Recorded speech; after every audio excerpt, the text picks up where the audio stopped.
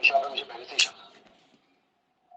इसमें किसके लिए क्या हुआ है सर, ये तो हमें पता नहीं, और हम लोग ड्यूटी पर भी नहीं है कि इन्वेस्टिगेशन में आपकी मदद करें। ये प्रतिभा, उदय की पत्नी, उसे कभी बात करते देखा था किसी मिस्टर? जी नहीं।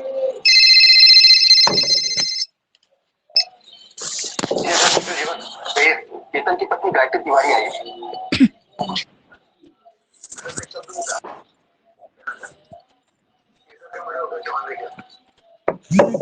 हाँ अंजना, यस मैम।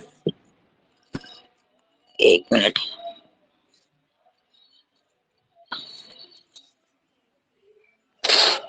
हाँ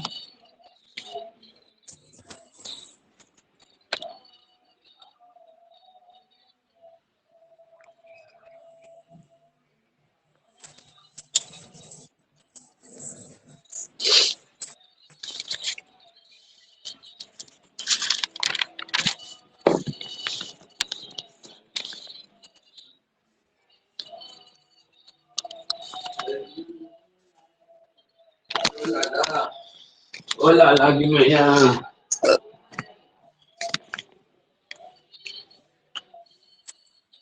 हमारा इलस्ट्रेशन नंबर हम कौन सा कर रहे थे?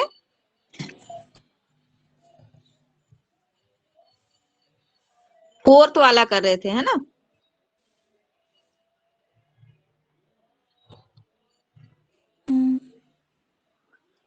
ये वाला। Mister X is the owner of a house property. He lets this property during the previous year 2016-17. ये हो गया था हमारा, ये हो गया था।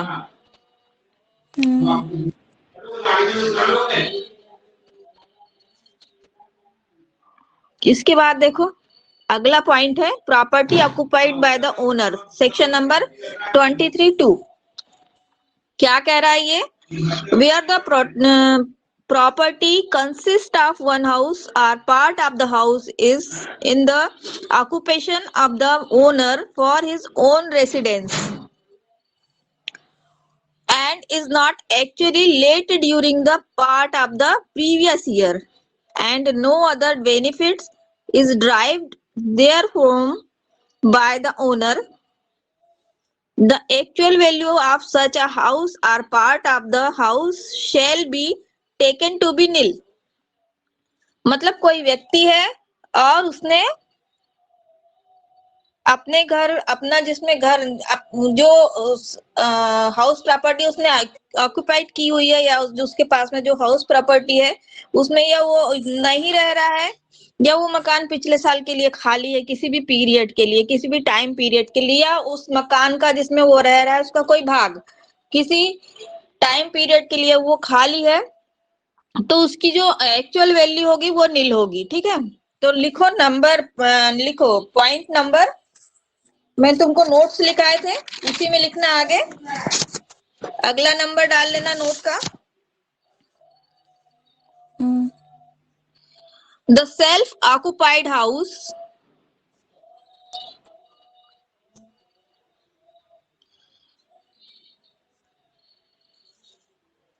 in the occupation of the owner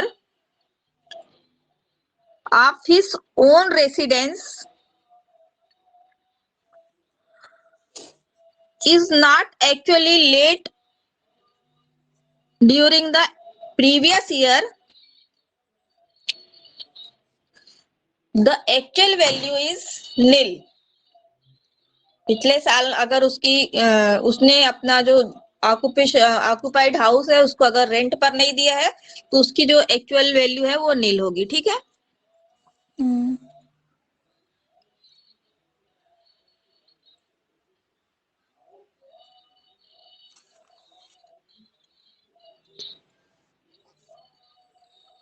point number 2, अगला पॉइंट लिखो।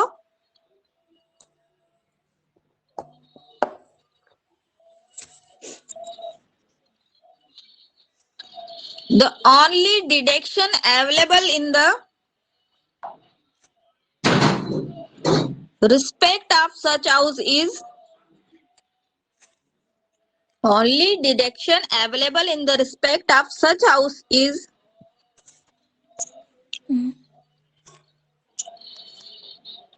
towards interest on borrowing capital in term of, towards interest on borrowing capital in term of। इसका मतलब क्या हुआ कि अगर किसी व्यक्ति ने अपने मकान का रिपेयर कराने के लिए या मकान का कंस्ट्रक्शन कराने के लिए या मकान से रिलेटेड किसी भी खर्च के लिए कोई लोन लिया हुआ है, तो उसको उसमें जो पेड होने वाला इंटरेस्ट है उसको इसमें छूट मिलेगी। ठीक है। Section number 24, subject of the class, ये तो खैर ठीक है, concession of one house only. अगला टॉपिक देखो, यदि व्यक्ति का एक ही घर है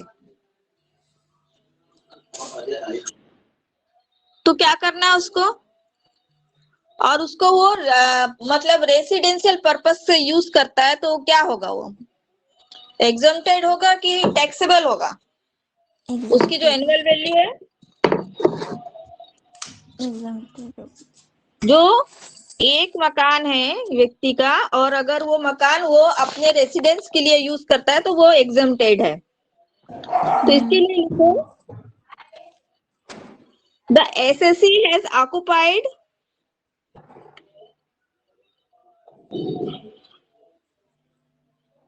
one house for the purpose of residence is exempted, but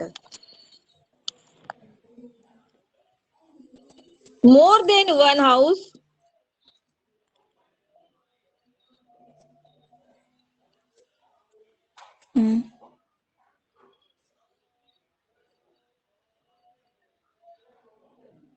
more than one house for the purpose of residence, एक से ज्यादा हाउस है जिनको वो रेसिडेंस के पर्पस से रखता है अपने पास में, तो इनके लिए उसको चूज करना पड़ेगा कि कौन सा मकान वो है, कौन सा मकान है जिसमें वो एग्जम्पशन चाहता है। क्या लिखा तुमने? For the purpose of his residence. Residence for himself and family members, he has to make choice of one house. Only in he has to make of choice of one house only in respect of which he would like to claim exemption.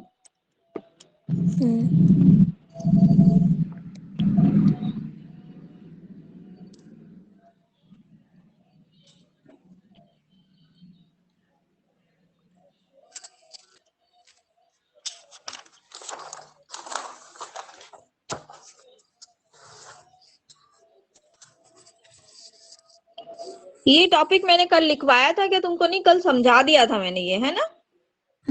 लेकिन इसके notes बना लो क्योंकि हमको question बनाते समय ये चीजें देख मतलब पता होनी चाहिए। ठीक है। अगला टॉपिक है house which is partly self occupied and partly let out.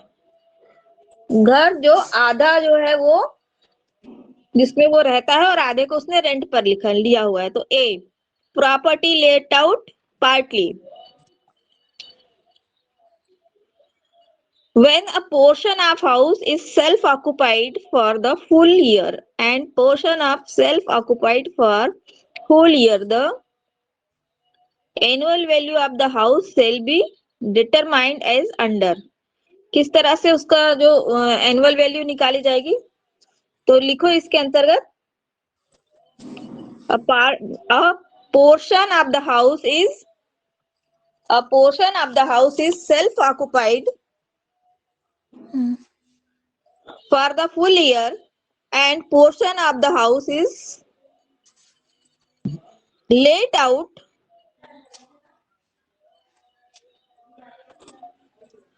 for the full year. The annual value of the house shall be determined as following. The annual value of the house shall be determined as following. पहला है, किस तरह से निकालेंगे? From the full annual value of the house, the proportionate annual value for self-occupied portion for the whole year shall be deducted। मतलब जो उस घर की जितनी एनुअल वैल्यू है, जितनी मतलब इसकी वैल्यू हम किस तरह से निकालेंगे, उसकी म्युनिसिपल वैल्यू निकालेंगे, फिर उसकी एनुअल वैल्यू में उसका रेंट उसको कितना मिलेगा ये निकालेंगे, फिर स्टैंडर्ड रेट निकालेंगे और उसमें से चूज करेंगे कि कौन सी उसकी एक्चुअल रेंटल वैल्यू है। ठीक है, इसमें से क्या करना है हमारे पास में, अब मान के चलो कि ये रेंटल वैल्यू हमारे पास में 40,000 रुपीज आई इसकी, और इसने अपना 1/3 हाउस जो है वो ऑक्युपाइड किया है और 1/4 ये लेट आउट है। ठीक है, तो क्या करेंगे हम, इसका 40,000 का 1/4 जो है वो हम क्या करेंगे, ये इसको माइनस कर देंगे किसमें से, इसकी रेंटल वैल्यू में से। किसमें से माइनस कर देंगे, रेंटल वैल्यू में।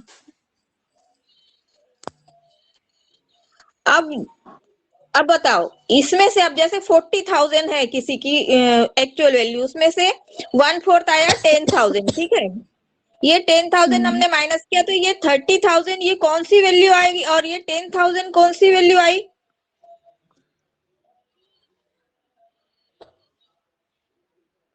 30,000 उस घर की वैल्यू है जिसमें वो रहता है ना, और जिसमें वो रहता है उसमें क्या करना है, वो एग्जम्प्टेड है। और जो 1/4 वैल्यू है उसकी 10,000 रुपीज, ये जो है ये टैक्सेबल होगी। ठीक है, ठीक। Number 2, balance under first shall be annual value for let out portion for the first part of the year। वही कह रहा है कि जो उसकी जो 1/4 वैल्यू है, मतलब जो उसकी रेंटल वैल्यू जो आई है, जो लेट आउट पोर्शन की जो वैल्यू आई है वो जो है वो टैक्सेबल होगी। ठीक है, अब जैसे इससे रिलेटेड हम ये क्वेश्चन देखते हैं। ठीक, mister R owns a house, municipal value of the house is 50,000। ये तो कल बनाया था हमने, है ना। He paid 8,000 as local tax during the year he used this house for his residential purpose but let out half of the house 3,000 rupees per month। compute the annual value of the house। कैसे निकालेंगे इसको, इसकी क्या क्या दी हुई है, municipal value दी हुई है 50,000 और रेंटल वैल्यू दी हुई है ना, और 8,000 का लोकल टैक्स इसने पेड किया है। तो कौन सी वैल्यू लेंगे हम इसकी, म्युनिसिपल वैल्यू कितनी है इसकी 50,000, म्युनिसिपल वैल्यू कितनी हो जाएगी,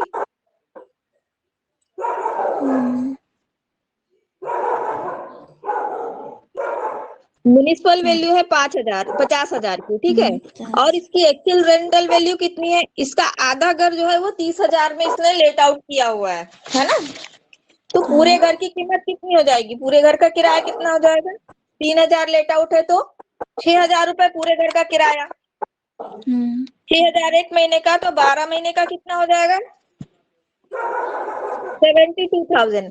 अब इन दोनों में से कौन सा ज्यादा है, तो 72,000, तो हम किसकी वैल्यू लेंगे, 72,000 की वैल्यू लेंगे। ठीक है, अब इसमें से क्या किया, इसमें लोकल टैक्स जो इसने पेड किया 8,000 रुपीज वो माइनस कर दिया, तो इसकी वैल्यू आ गई 64,000। ठीक, अब क्योंकि ये वैल्यू जो है पूरे घर की है, ये वैल्यू पूरे घर की है, तो हम हाँ आधे घर की वैल्यू कितनी हो जाएगी, 64,000 का आधा 32,000।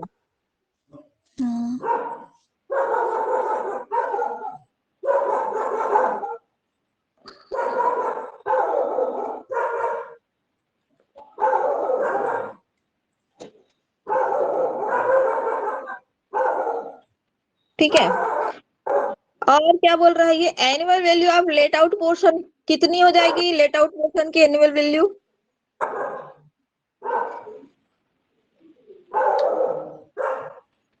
3,000 रुपए इसका पर मंथ रेंटल वैल्यू है इसकी। ठीक है, तो कितना हो जाएगा?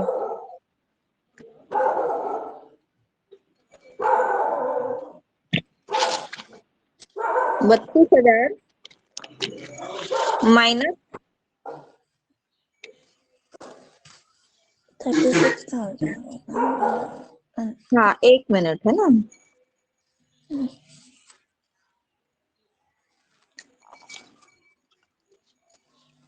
36,000 से 32,000 माइनस करेंगे तो 4,000 आता है वो।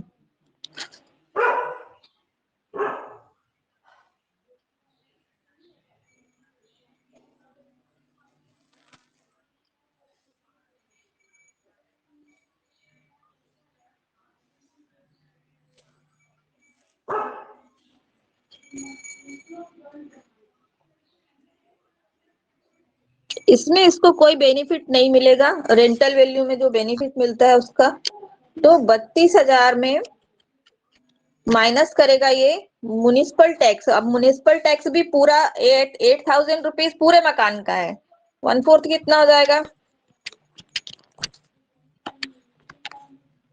सॉरी हाँ, आधा कितना हो जाएगा? 4,000 रुपए आधा हो जाएगा, ठीक है। 4,000. तो 32,000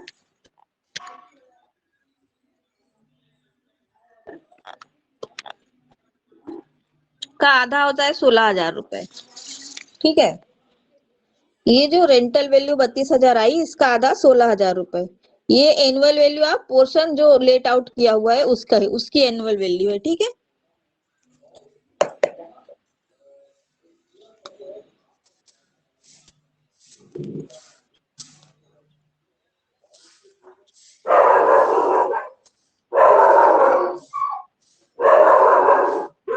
ये 32,000 रुपए हमने किसमें से माइनस क्यों माइनस किए इसमें से?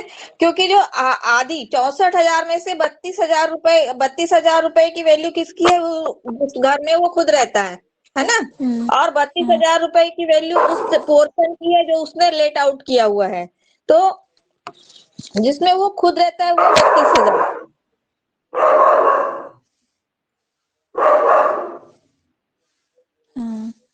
और उसका आधा कितना हो गया? मतलब पूरे एक्चुअल रेंटल वैल्यू उस हाउस की कितनी हो गई? 32,000। 32,000 आधे मकान की कितनी हो गई? 16,000 रुपए। 16,000.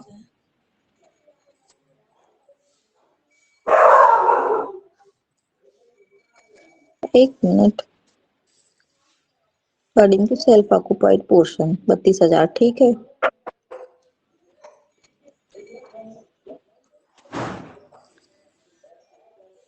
एनुअल वैल्यू आ गई इसकी 32,000।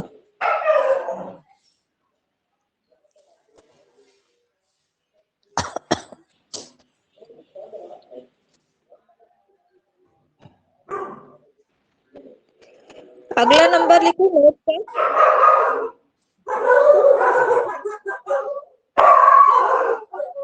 If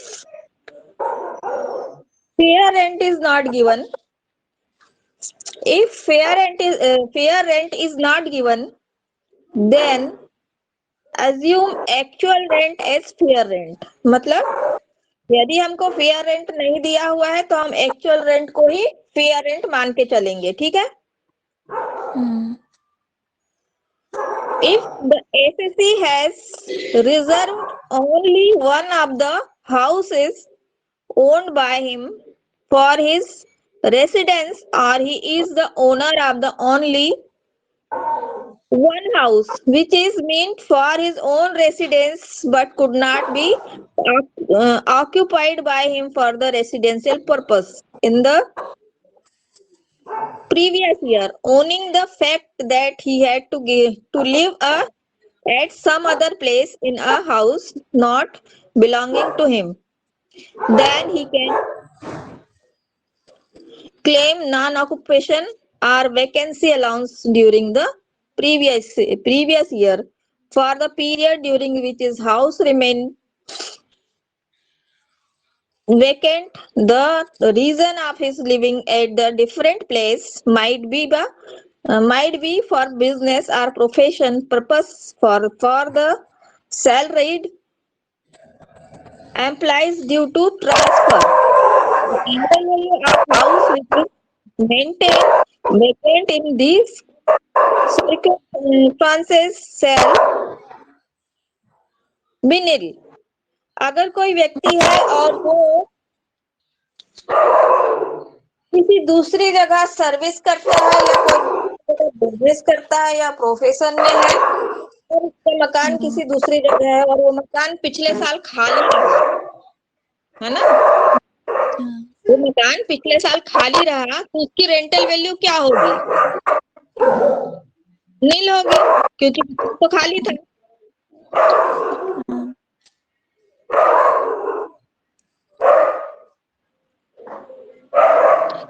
और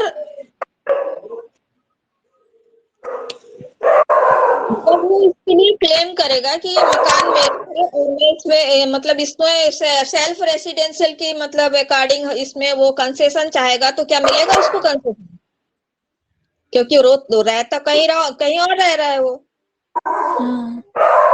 मिलेगा क्या? वो क्योंकि वो तो दो हो गए ना, एक तो बस रख रहे इधर दे रखा है और एक मेरे यहाँ। तो इसलिए उसको उसमें कंसेशन नहीं मिलेगा। बस किसमें कंसेशन मिलेगा? जो मेंटेनेंस के लिए या कंस्ट्रक्शन के लिए उसने यदि किसी तरह का लोन लिया है या उस पर वो किसी तरह के लोन पर वो इंटरेस्ट पेड करता है तो वो इंटरेस्ट पर उसको कंसेशन मिलेगा। ठीक है। हाउस प्रॉपर्टी ओन्ड बाय को ओनर। अच्छा, इसके बारे में हमने लिखा नहीं अभी ना। हाँ, लिख लो। In case of SSC has reserved only one of the house for his residence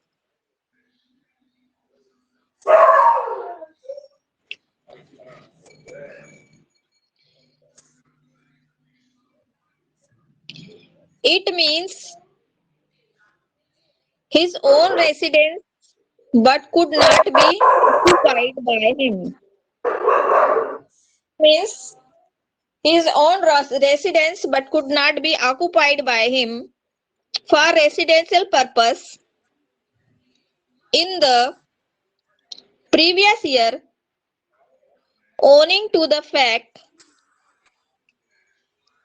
he had to live at some other places. He has to live some other places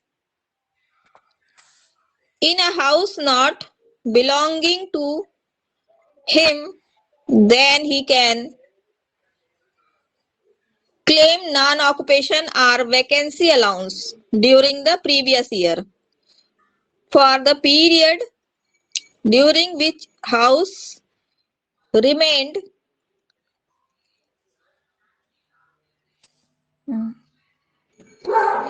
vacant. The reason of his living at a different place might be for business or professional purpose or for salaried employees due to transfer. The annual value of house remain vacant in these circumstances shall be nil।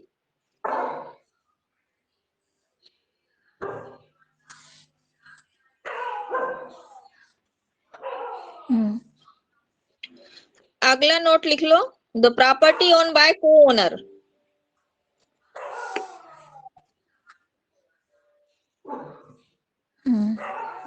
Where the property consists the building or building and land apartment, therefore is owned by two or more persons and their respective shares are definite and ascertainable. The share of each such person shall be included in his total income and they shall not be assessed as an association of person and share of each co-owner shall be computed as if each such person is individually initiated to the relief provident in section number 32(2). Sorry, 23(2). मतलब क्या हुआ कि association of person है या कोई cooperative society है जिसमें लोगों ने अपना शेयर दिया हुआ है और उसकी कोई बिल्डिंग या प्रॉपर्टी है और वो प्रॉपर्टी या बिल्डिंग कोई जो उनका मेंबर है वो अपने रेसिडेंसी के लिए या किसी तरह से उसको या फिर वो अपना जो पूरा एसोसिएशन है वो प्रॉपर्टी को यूज करता है, इट्स गोडाउन यूज करता है या अपने किसी बिजनेस पर्पज के लिए यूज करता है, तो वो क्या होगी? प्रॉपर्टी तो है, वो बिजनेस पर्पज के लिए यूज कर रहे हैं, तो उससे जो होने वाली मतलब उसकी जो रेंटल वैल्यू है, जैसे कि मान लो गोडाउन है, ठीक है, उसकी रेंटल वैल्यू 2 लाख रुपए है, ठीक है, 2 लाख रुपए पर एनम है, ठीक, और उसके जो है 5 कोऑपरेटिव मेंबर्स हैं, तो ये जो 2 लाख रुपए की रेंटल वैल्यू है क्या करेंगे, ये पांचों के शेयर में डिवाइड हो जाएगी, जितनी जितनी इसमें उन लोगों ने कैपिटल लगाई हुई है ये वो उनके जो मेमोरेंडम के हिसाब से होगा, ठीक।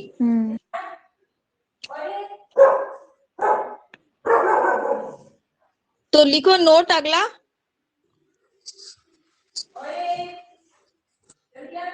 where the property consists of buildings, where the property consists buildings and lands, apartments, therefore is owned by 2 or more person and their respective shares are definite and ascertainable. The share of each such person shall be included in his total income and they shall not be assessed as an association of person.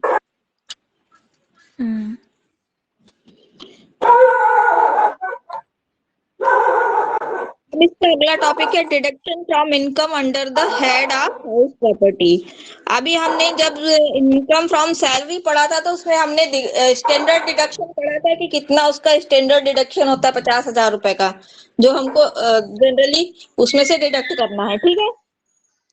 तो house property का deduction हम क्या देखेंगे, क्या होगा, तो house property का deduction जो है वो इसकी टोटल हाउस प्रॉपर्टी मतलब जितने भी मकान हैं सेल्फ ऑक्युपाइड मतलब जिसमें वो रेसिडेंशियल हाउस जो है उसको छोड़ करके जितने भी दूसरे रेंटल मकान है जो उसने लेट आउट पर किए हुए हैं उन सारे मकान की इनकम को जोड़ने के बाद उनका 30% जो है वो स्टैंडर्ड डिडक्शन है, उसको एनुअल वैल्यू में से माइनस कर दिया जाएगा, ठीक है।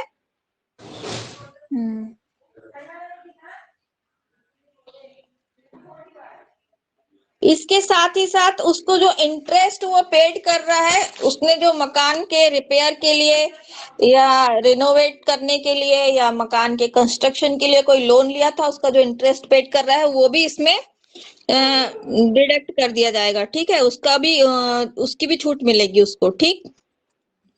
तो लिखो स्टैंडर्ड डिडक्शन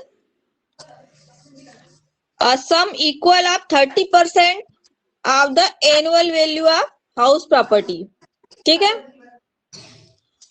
ये हो गया, और ये हो गया ए। बी लिखो इंटरेस्ट ऑन बोरोड कैपिटल।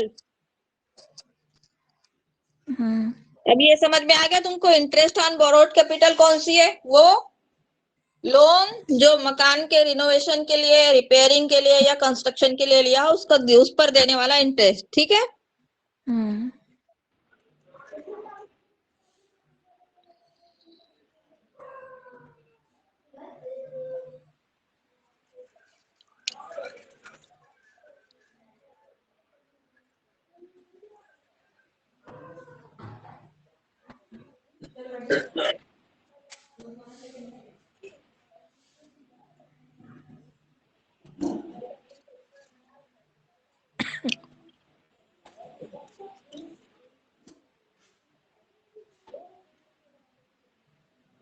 अब अगला टॉपिक लिखो, amount not deductible from income from house property.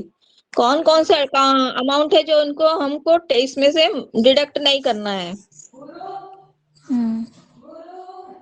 When the amount of interest on money borrowed for the purpose of house property is payable outside India, यदि वो loan जो house property के लिए लिया हुआ है, वो लोन का इंटरेस्ट अगर आउटसाइड इंडिया में पेड करता है तो वो टैक्सेबल है। ठीक है, आउटसाइड इंडिया में कैसे पेड करता है, कैसे पे करेगा? मतलब मकान भी आउटसाइड इंडिया में होना चाहिए। अब मकान बाहर है और इंडिया में तो लोन देगा नहीं उस मकान के लिए वो, और या इंडिया में है तो बाहर की कोई कंट्री उसको मकान को लोन देगी क्या? नहीं देगी। तो इसका मतलब ये हुआ कि मकान जिस मकान का वैल्यूएशन हो रहा है वो मकान भी इंडिया से बाहर है। ठीक है। Tax has been paid or deducted at source in respect of such payment.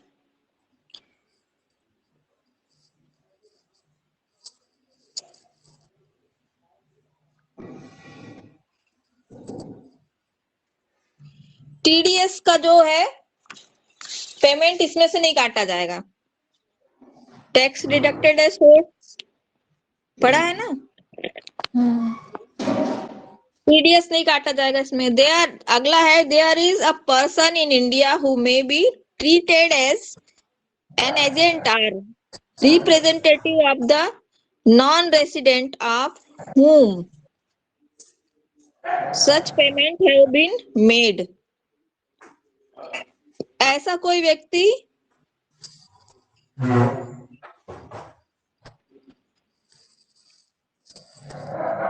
या एजेंट, कोई व्यक्ति जो एजेंट या रिप्रेजेंटेटिव की तरह ट्रीट करता है इंडिया में, मतलब कोई इंडिया में किसी दूसरी जगह का एजेंट है या उसका रिप्रेजेंटेटिव है। ठीक है।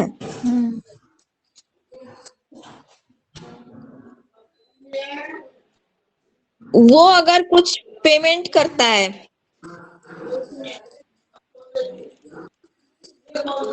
तो वो भी डिडक्टेबल नहीं है।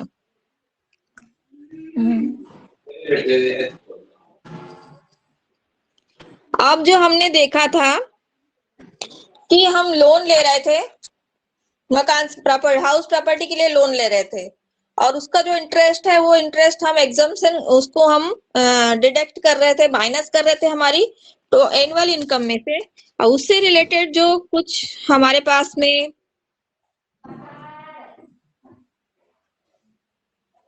सेक्शन 80 के अंतर्गत जो डिडक्शन है वो देखते हैं। ठीक है।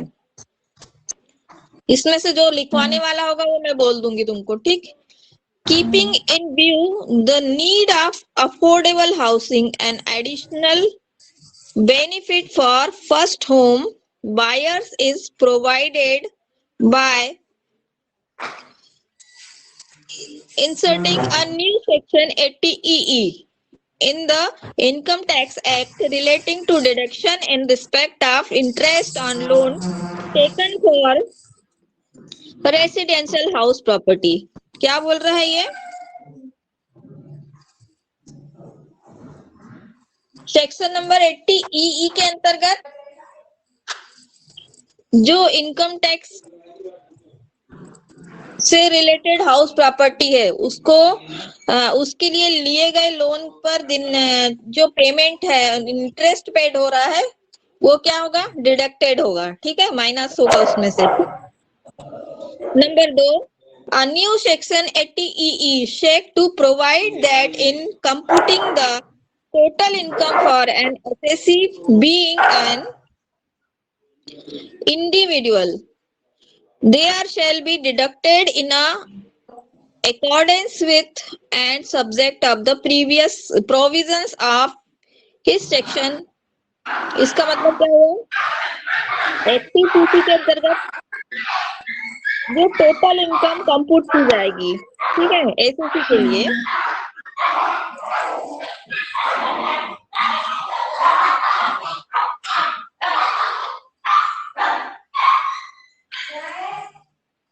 और और उसके लोन का जो पेमेंट होगा,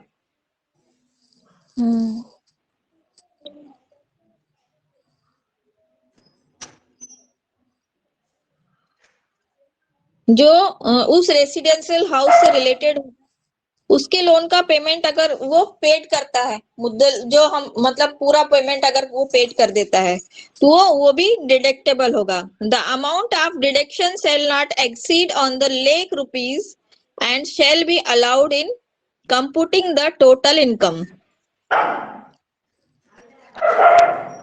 the individual for the assessment year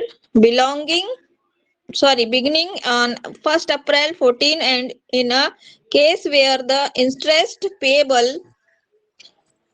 for the previous year relevant to the said assessment year is less than 1 lakh rupees, the balance amount shall be allowed in the assessment year beginning of 1st April 2015.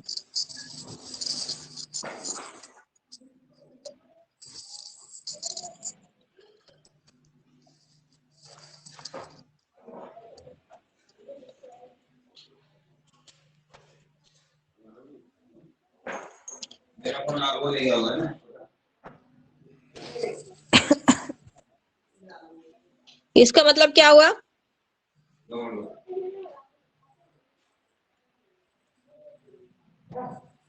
एक लाख से ज्यादा exceed नहीं करना चाहिए। हाँ, यदि वो मकान की वैल्यू 1 लाख से ज्यादा है और वो 1 अप्रैल 2015 के बाद का है तो उसमें क्या करना है?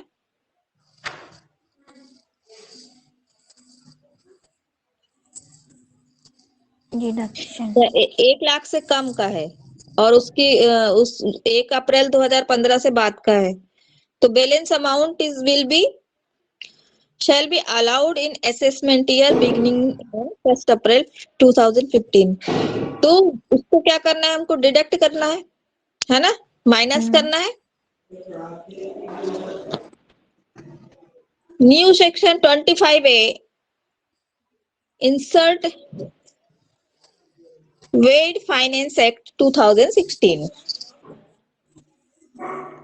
इसका मतलब क्या हुआ? As per new section 25A applicable from the assessment year 2017-18, the amount of rent received in arrears or the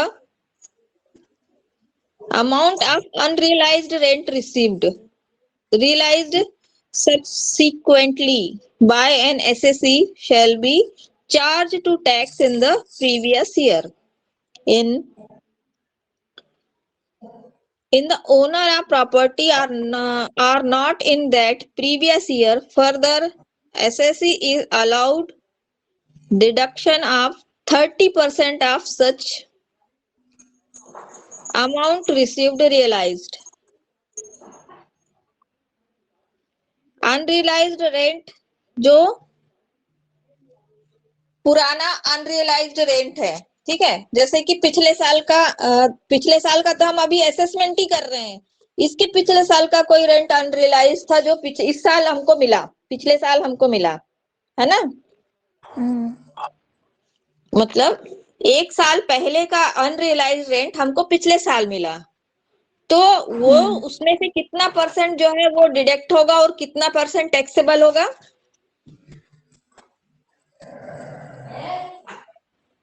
तो उसमें से 30% जो है वो डिडक्शन है और 70% अमाउंट को जो टैक्सेबल है, ठीक है। लॉस फ्रॉम हाउस प्रॉपर्टी, अगर हमको हाउस प्रॉपर्टी में लॉस होता है, ठीक, उसमें क्या करना है हमको? When the aggregate amount of the promisable deduction exceed in the net annual value of the property, there will be a loss from that property. Is loss can be set off against the income from any other house property if even after the set off there is an unabated balance of the loss. The same can be set off against income under any other head in the same year, and the balance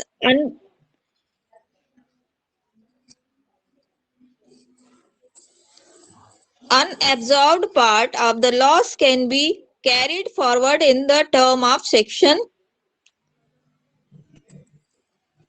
71B for set off within the subsequent 8 assessment year against the income from house property. However, where the self-occupied property consists of one residential house only and it could not be occupied by the owner for the reason that owning to his employment, business or profession carried on any other place had to reside at the other place in a building not belonging to him. The loss can neither be set off against the income from other house nor can it be set off against the income under any other head. मतलब क्या हुआ इसका कि अगर हमको income from house property में किसी तरह का लॉस हुआ, ठीक है, अब इस साल हर साल की तरह इस साल हमारी जो घर था 5 घर थे हमारे, उसमें से 3 ही घर हमारे लेट आउट हुए, 2 घर हमारे वेकेंट रह गए, है ना। या हमारा कुछ पोर्शन जो है मकान का वो टूट गया, या किसी भी तरह का लॉस हमको मकान हाउस प्रॉपर्टी में अगर हुआ तो उसको हमको क्या करना है, उस लॉस का जितना हिस्सा हम अपनी इस हाउस प्रॉपर्टी की इनकम से इस साल राइट ऑफ कर सकते हैं उतना ठीक है, बाकी का बचा हुआ हिस्सा जो है उसको हम क्या करेंगे, फॉरवर्ड कर देंगे, आगे के 8 साल तक हम उस हिस्से को राइट ऑफ कर सकते हैं। किस इनकम से, इनकम फ्रॉम हाउस प्रॉपर्टी से, ठीक है।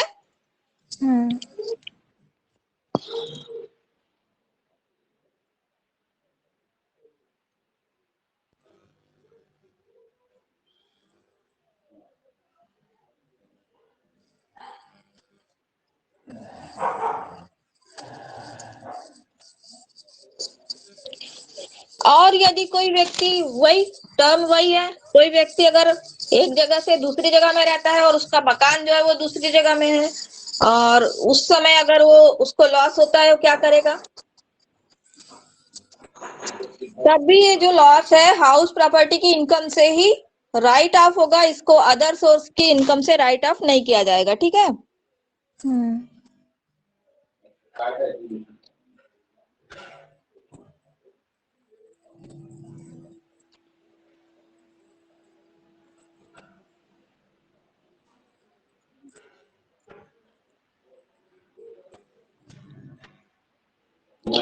अब अभी तक तो हमने स्टैंडर्ड डिडक्शन देखा, हमने देखा डिडक्शन और कौन कौन से हमको मिलने हैं। अब हमको एग्जम्पशन मतलब कौन कौन सी चीजों में हमको छूट मिलेगी, है ना। तो इसमें सेक्शन ए है income items of income from house property which are exempted from income tax or house property की ऐसी इनकम जो इनकम टैक्स में एग्जम्प्टेड है। तुमको इससे रिलेटेड क्वेश्चन आते हैं तुम्हारे पेपर में, ठीक है, डीएवीवी के क्वेश्चन पेपर मैंने देखे हैं।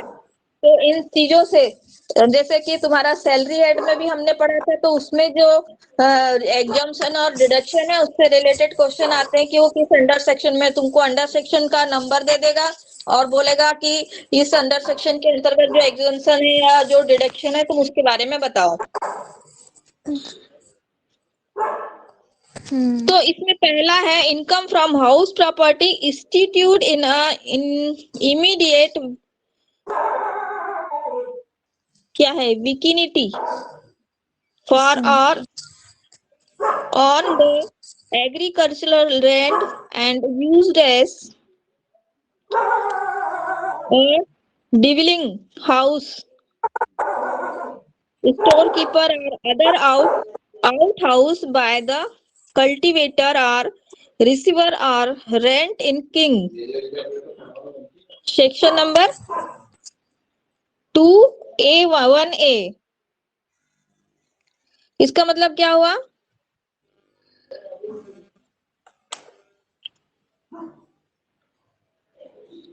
ऐसा कोई मकान जो जो खेत में बना हुआ है ना? ऐसा कोई मकान जो खेत में बना हुआ है और उसके लगी हुई खेती की जमीन है, ठीक है?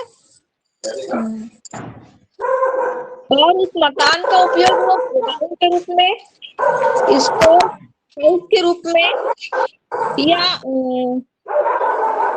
सर्वेंट हाउस के रूप में, किसी भी रूप में अगर वो करता है।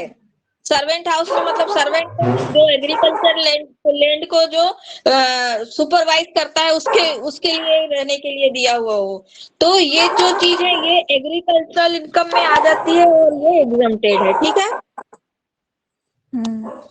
ना? इसमें नंबर 2 है income from property had under trust for charitable और रिलीजियस पर्पस। अगर कोई हाउस प्रॉपर्टी है और उसका जो किससे रिलेटेड है, किसी ट्रस्ट या रिलीजियस पर्पस से रिलेटेड है। जैसे मंदिर है, मंदिर भी तो बिल्डिंग में ही होते हैं ना, बिल्डिंग भी होती है ना मंदिर भी, या कोई चैरिटेबल ट्रस्ट है उसका कोई बिल्डिंग है, तो ये भी एग्जम्प्टेड है इनकम फ्रॉम हेड प्रॉपर्टी में। जिस बिल्डिंग या जिस जगह पर या जिस बिल्डिंग में चैरिटेबल ट्रस्ट बना होगा या जिस जमीन के लिए कोई चैरिटेबल ट्रस्ट बना होगा, जैसे मंदिर के लिए ट्रस्ट बनते हैं, तो ये जो मंदिर है, ठीक है, वो मंदिर से जो हाउस प्रॉपर्टी है वो भी एक, और उसका जो उसकी जो एनुअल वैल्यू है वो भी एग्जम्प्टेड होगी, ठीक। थर्ड है income from property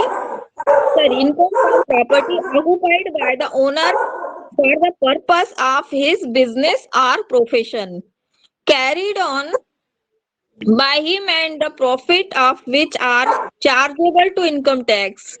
If the profit of business or profession are not chargeable to tax because the income of that business or profession is exempt from tax, the income from the house property shall be chargeable under this head. इसका मतलब क्या हुआ कि कोई व्यक्ति है और उसने अपने किसी मकान को अपने बिजनेस या प्रोफेशन के लिए यूज किया हुआ है ना? कोई व्यक्ति है और उसने अपने मकान को बिजनेस या प्रोफेशन के लिए अगर वो यूज करता है, तो उससे उसकी जो रेंटल वैल्यू है, उसकी एक्चुअल वैल्यू है, वो जो है एग्जम्प्टेड किस हेड में होगी?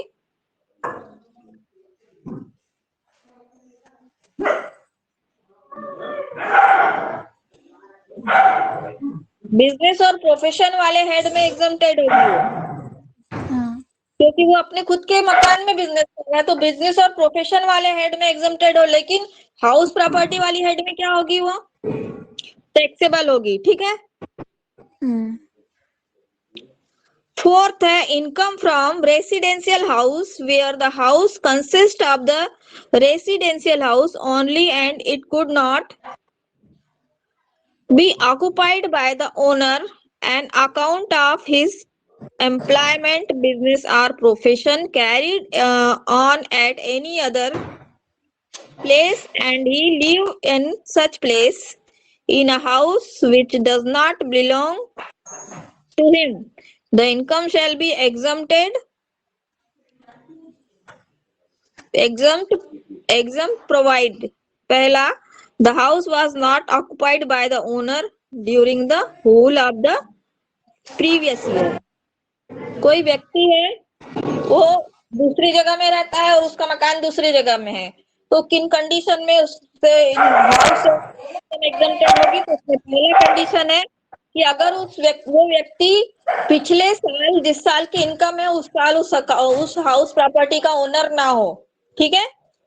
Number 2, the house was not let out, यदि उस मकान को किराए पर नहीं दिया गया हो।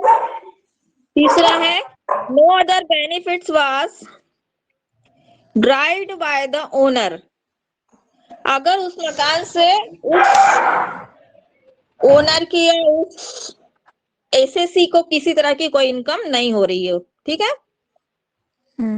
फिर income from house property belonging a registered trade union. अगर कोई हाउस प्रॉपर्टी है और उसका संबंध किसी ट्रेड यूनियन से है ना, तो उस हाउस प्रॉपर्टी की इनकम जो है वो भी एग्जम्प्टेड होगी। अगला है income from an authority constitute under any law or for the time being to force of the marketing of commodities, any income derived from the letting of godowns or warehouse for the storage, processing or facilitating the marketing of commodities. मतलब ऐसा कोई house property है जो किसी commodity के market से relate करती है ना। कोई वेयर हाउस हुआ, कोई रिटेल जो दुकान होती है वो हुई, ठीक है।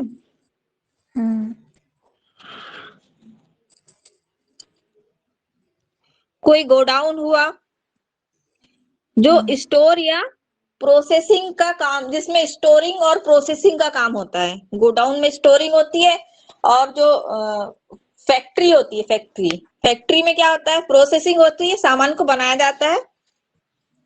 तो इस तरह की जो हाउस प्रॉपर्टी है उससे जो होने वाली इनकम है वो भी एग्जम्प्टेड है।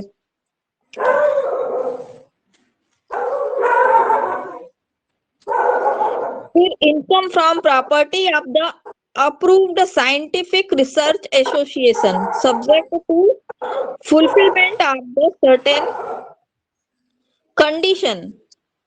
मतलब कोई ऐसी हाउस प्रॉपर्टी है जो किसी साइंटिफिक रिसर्च सेंटर की उसमें किसी तरह का रिसर्च होता है, या कोई रिसर्च सेंटर खुला हुआ है, या कोई साइंटिफिक कोई भी एक्टिविटी है जो साइंटिफिक साइंस से जुड़ी हुई है, अगर वो हो रही है और उसका फुल में मतलब उसको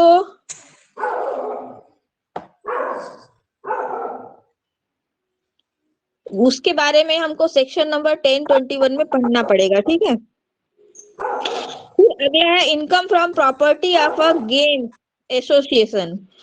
अगर कोई क्या बोलते हैं उसको, कोई एसोसिएशन है जो गेम खिलाता है ना, जैसे क्रिकेट क्लब हुआ, टेनिस क्लब हुआ, है ना, या कोई एकेडमी चलाता है इससे रिलेटेड, जिस मकान में जिस भवन में ये एकेडमी चलती है वो भी एग्जम्प्टेड है। Income from property for a political party. अगर किसी पॉलिटिकल पार्टी का वहां पर ऑफिस है किसी घर में, या किसी घर से किसी पॉलिटिकल पार्टी की किसी तरह की गतिविधियां चलती है, तो उस इनकम को भी, मतलब इनकम कौन सी, हाउस प्रॉपर्टी का रेंटल वैल्यू, वो एग्जम्प्टेड होगी, ठीक है।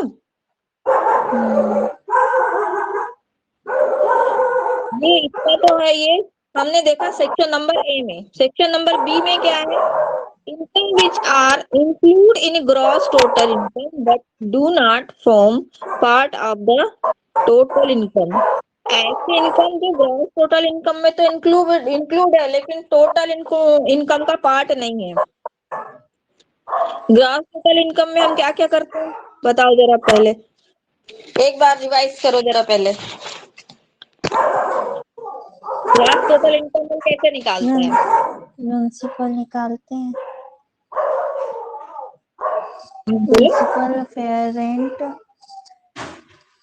और हाँ, एक्चुअल रेंट, उसमें सबसे ज्यादा जो होगा उसको लेते हैं। फिर क्या करते हैं, वो हमारी आ गई एक्चुअल वैल्यू आ गई उसकी, ठीक है। एक्चुअल अब क्या करेंगे इसके बाद, फिर स्टेप नंबर 2, जो वैल्यू हमारे पास में आई म्युनिसिपल रेंट या एक्चुअल रेंट की एक्चुअल या रेंट फेयर रेंट की, उसमें से जो उस ज्यादा वैल्यू देगी। और स्टैंडर्ड वैल्यू को हम देखेंगे और उनमें से जो कम होगी वो लेंगे, ठीक है। उसमें वो जो एक्चुअल रेंट हमारे पास में आया और स्टैंडर्ड वैल्यू आई, उसमें से जो कम होगी हम उसको लेंगे। उसके बाद क्या करेंगे, हम उसमें से म्युनिसिपल टैक्स जो है दिया होगा अगर क्वेश्चन में तो उसको माइनस कर देंगे। अब जो आ गई वो क्या आ गई हमारे पास में, ग्रास टोटल। एक्चुअल वैल्यू आ गई, हाँ। ठीक है। हम्म। अब इस एक्चुअल वैल्यू में कुछ इनकम जो है जुड़ी हुई है, लेकिन वो इनकम हमारी टोटल इनकम का पार्ट नहीं है, हाउस प्रॉपर्टी से रिलेटेड, ठीक है। देखते हैं इसमें क्या है। Income from cooperative society from the letting of godown और warehouse from storage processing or facilitating the marketing of commodities. अगर कोई कोऑपरेटिव सोसाइटी है ना, और उसका कोई भवन है जिसको उसने क्या किया है, किराए पर दिया हुआ है। कैसे, as a godown, as a warehouse या एज अ फैक्ट्री जहाँ पर प्रोसेसिंग होती है। तो ऐसी इनकम जो है वो हमारी इसमें तो जुड़ी हुई है ग्रास टोटल इनकम में, लेकिन क्या ये एक्चुअल हमारी एक्चुअल इनकम का पार्ट है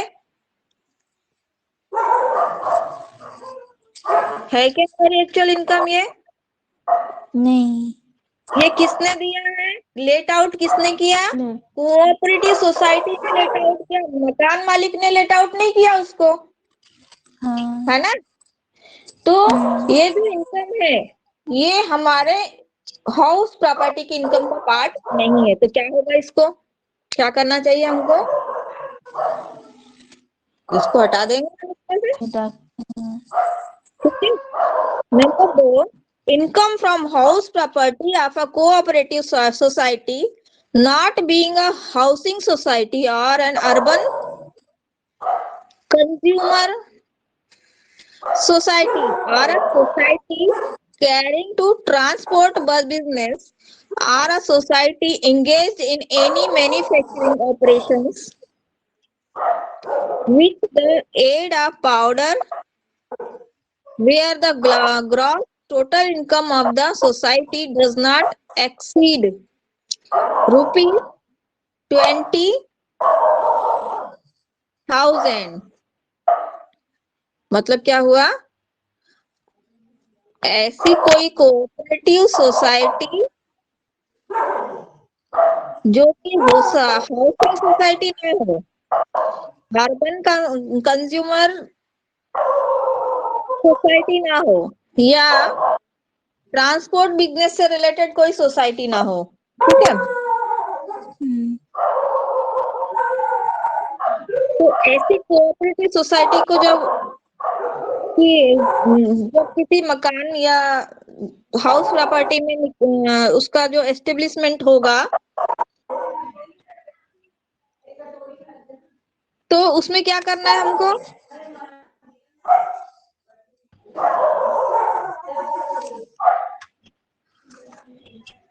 ऐसी सोसाइटी जिसकी इनकम कितने हजार से ज्यादा नहीं होना चाहिए, 20,000 से ज्यादा नहीं होना चाहिए। मतलब कोऑपरेटिव सोसाइटी की इनकम 20,000 रुपए तक एग्जम्प्टेड है, 20,000 रुपए तक उसको इनकम में छूट मिलेगी, ठीक है।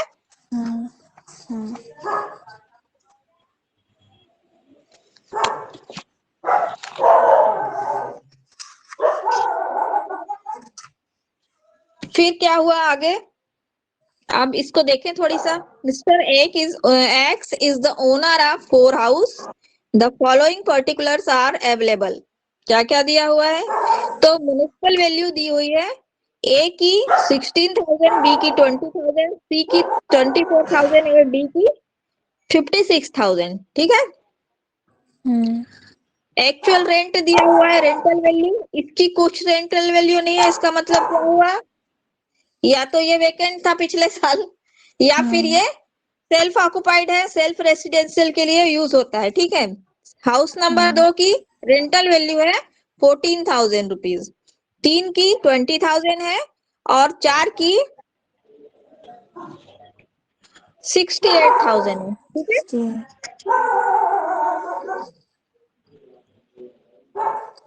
अब इसने क्या किया कि मकान का रिपेयर कराया और जो हाउस प्रॉपर्टी का जो रेंट है उसको कलेक्ट करने के लिए किसी आदमी को लगाया और उसको चार्ज दिया, मतलब उसको पैसे दिए कि भाई तू जा और मेरे लिए कलेक्शन करके लेके आ। ठीक है,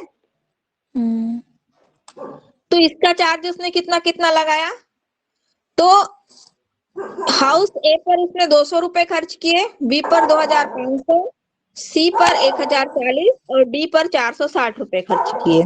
ठीक है, उसके बाद इंटरेस्ट ऑन मोर्टेज, कहीं किसी चीज में उसने ये जो हाउस प्रॉपर्टी है उनको किसी काम के लिए लोन लिया होगा और उसको मोर्टेज रखा होगा, मतलब गिरवी रखा होगा, तो उसका जो इंटरेस्ट ये पेड कर रहा है, तो हाउस नंबर 2 के लिए इंटरेस्ट पेड कर रहा है वो 100 रुपए का और हाउस नंबर 4 के लिए इंटरेस्ट पेड कर रहा है वो 60 रुपए का। नहीं, 1, 2 और 3, सिर्फ हाउस नंबर 4 के लिए वो 1,000 रुपए का इंटरेस्ट पेड कर रहा है। ठीक है, फिर ग्राउंड रेंट कितना है, तो हाउस 2 का 100 रुपए है और हाउस 4 का 60 रुपए है।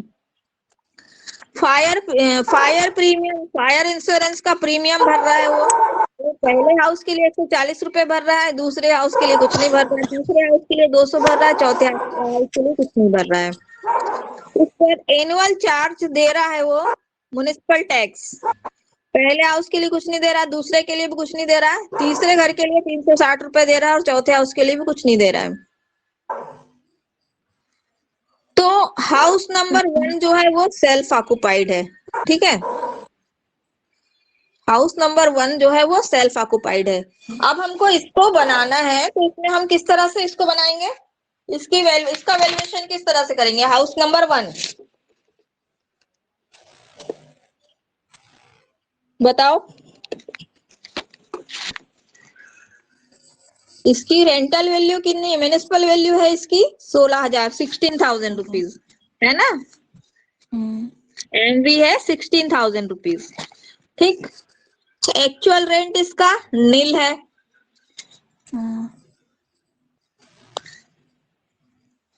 तो कौन सी वैल्यू लेंगे हम, 16,000 रुपीज लेंगे। ठीक है, फिर क्या कर रहा है ये, म्युनिसिपल टैक्स पेड कर रहा है 400 रुपए का, लेस कर देंगे 4,000 रुपीज, सॉरी 400 रुपीज लेस कर दिया, तो कितने बचे अब ये 15,600 रुपए बचे। ठीक है, फिर ये रिपेयर और कलेक्शन चार्ज के दे रहा है 200 रुपए, क्या करना है हमको,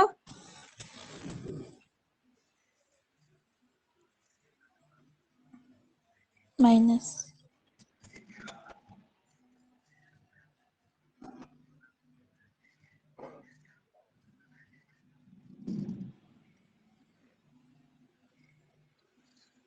तो इसका जो ये रेंट रिपेयर का जो चार्ज कर रहा है ये, ठीक है, वैसे एक्चुअली इसको माइनस करना था इसमें से, 140 रुपए का क्या दे रहा है ये, फायर प्रीमियम। पहली बात तो यह है कि ये जो फायर प्रीमियम है 140 रुपए के लिए दे रहा है, तो रेंटल जो रेसिडेंशियल होम है उनका कोई फायर प्रीमियम होता है क्या, रेसिडेंशियल होम के लिए कोई फायर प्रीमियम कराता है क्या, नहीं, रिपेयरिंग का चार्ज 200 रुपए इसमें से माइनस होना चाहिए, रिपेयर 200 रुपए माइनस कर देंगे हम इसमें से, तो इसकी रेंटल वैल्यू 15,400 रुपए हो गई। ठीक है, ठीक, हाउस नंबर 2,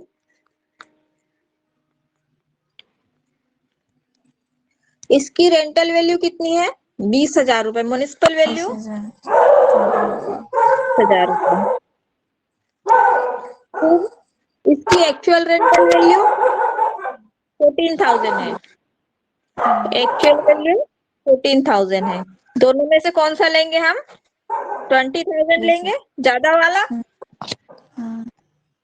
फिर क्या कर रहा है ये, म्युनिसिपल टैक्स पेड कर रहा है 1,000 रुपए का, लेस कर देंगे 1,000 रुपीज, कितना बचा? 19,000। फिर रिपेयर और कलेक्शन का चार्ज दे रहा है 2,500 रुपए। तो ये एग्जम्प्टेड है क्या रिपेयर और कलेक्शन का चार्ज? एग्जम्प्टेड है क्या? हाउस नंबर 2 में नहीं।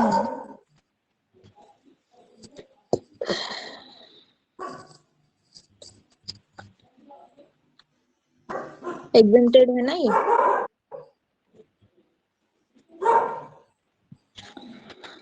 और ये इन सब में भी एग्जम्प्टेड होगा। इसकी जो वैल्यू आएगी ये 15,000 नहीं 15,600 आएगी इसकी। ये 200 रुपए इसमें भी नहीं लगेंगे। ठीक है, 1,000 रुपए हमने ये लेस कर दिया इनकम म्युनिसिपल टैक्स की। अब आ गई हमारे पास में 9,000 की वैल्यू। अब ये जो जगह है ये क्या बोल रहा है? ये कोऑपरेटिव सोसाइटी है ना? हाँ, क्या है ये? Cooperative society. कोऑपरेटिव सोसाइटी है। तो इससे होने वाली जो इनकम है उसका कितना परसेंट हमको देना है? 30। एक्चुअल इनकम का 30% मेन एनुअल इनकम का एग्जम्पशन है। ठीक है, तो 19,000 का 30% कितना हो जाएगा?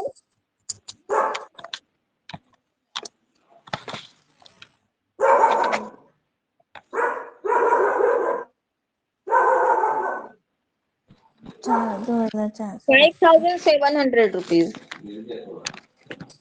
ये 5,700 रुपीज इसमें से हम कम कर देंगे तो ये आ जाएगा तुम्हारा 13,300 रुपए। कितना आ जाएगा? 13,300 रुपए।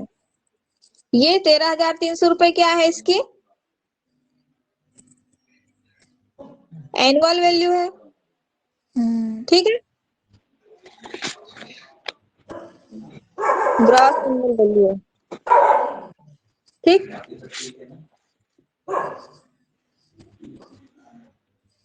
हाउस नंबर 3 के बारे में क्या बोल रहा है ये? Since the house is used for own business, the income from this house is not taxable under the head of income from house property, but it will be exceed under the profit and gain of business or profession.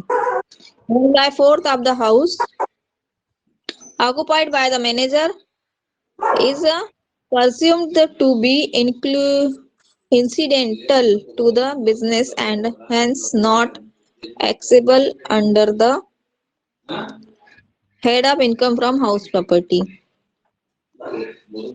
क्या बोल रहा है ये? कि जो तीसरा मकान है वो उसको क्या कर रहा है? अपने बिजनेस या प्रोफेशन के लिए यूज कर रहा है, और जिसमें 1/3 पार्ट में कौन रह रहा है? उसका मैनेजर रह रहा है। 1/4 पार्ट में मैनेजर रह रहा है। ठीक है, तो इसकी जो rental value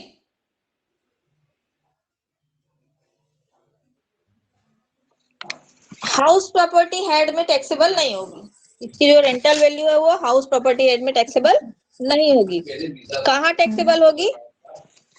profit and gain और बिजनेस एंड प्रोफेशन, मतलब बिजनेस और प्रोफेशन वाला जो हेड आएगा जिसमें उसमें प्रॉफिट्स ऑन बिजनेस और प्रोफेशन वाले हेड में हम इसको ऐड करेंगे। ठीक है, हाउस नंबर 4 के बारे में क्या बोल रहा है वो?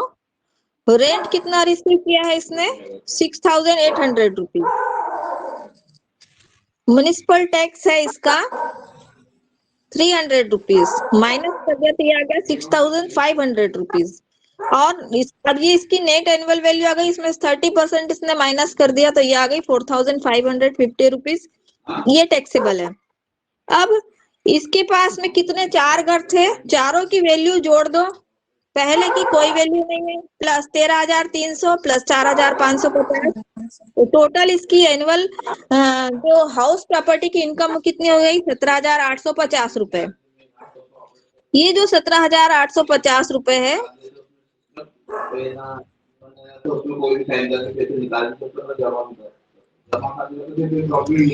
ये जो 17,850 है ये टोटल इनकम है इसकी हाउस प्रॉपर्टी की। ठीक है, तो आप आज जो मैंने समझाया उसमें क्या समझ में आया तुमको?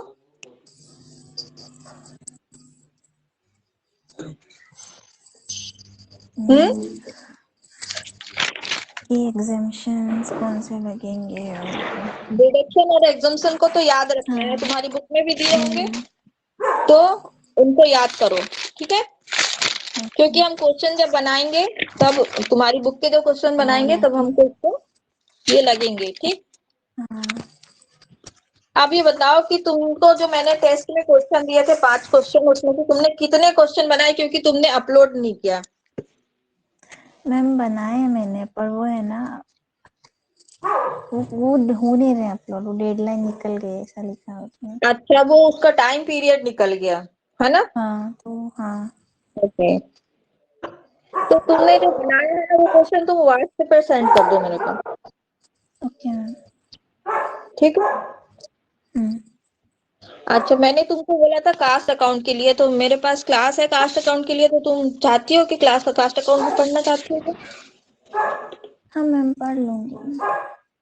तो फीस तो दोपहर में होगी। लगेगी, 1:30 बजे से क्लास उसकी, 1:30 से लेकर के 2:30 बजे तक चलेगा? हाँ उसके बाद 3 से लेकर 4:30 बजे तक हमारी इनकम टैक्स की लगेगी, ठीक है? हाँ तो अभी 1-2 दिन में बताती हूँ मैं, ठीक? Okay ma'am. अच्छा, अब बताओ अभी मतलब इतना हमने पढ़ा है हाउस प्रॉपर्टी के बारे में, तो उसमें तुमको क्या कहीं कुछ दिक्कत आ रही है? तो नहीं आई।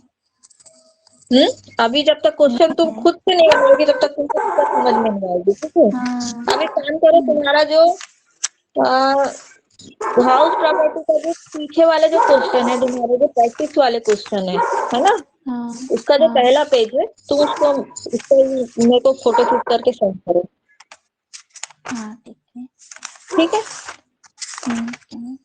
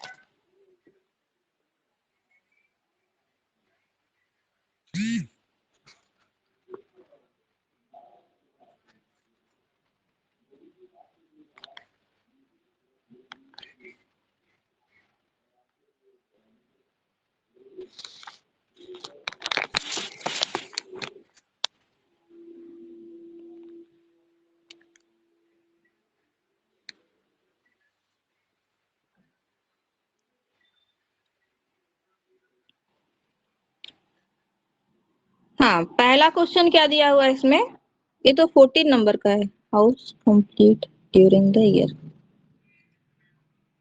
ठीक है, क्वेश्चन नंबर 14, श्री शांतिलाल दुर्गा, क्या है, Duggar is the owner of 4 houses. Particulars of his houses properties for the previous year 2020-21 are as under. पहला फर्स्ट हाउस के लिए क्या बोल रहा है, this house is being used for self residence purpose, it is municipal value is 66,000 per annum. The following exemptions are made for this house: municipal tax 6,000 rupees, repair 5,000 and fire insurance premium 2,100. Interest and loan taken from the construction of the house 1,37,000. ये पहले साल के लिए है, ठीक है। इसका तो सॉल्यूशन भी दिया हुआ है तुम्हारे इसमें। हम प्रैक्टिस वाले नहीं, अनसॉल्व वाले भेजिए। हाँ, अनसॉल्व वाले भेजो ना। ठीक है।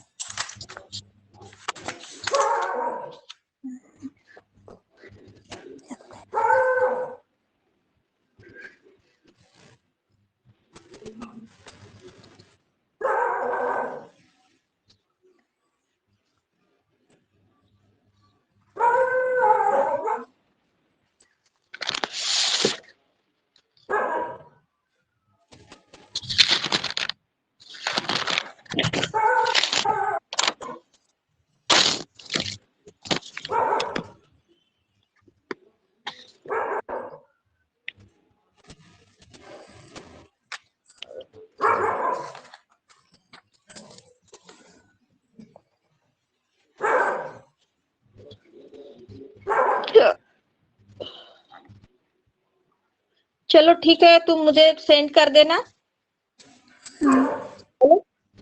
है ना, कल देखेंगे। ठीक है, तुम्हारे जो बुक वाले क्वेश्चन है वो हम कल देखेंगे, ठीक। Okay ma'am.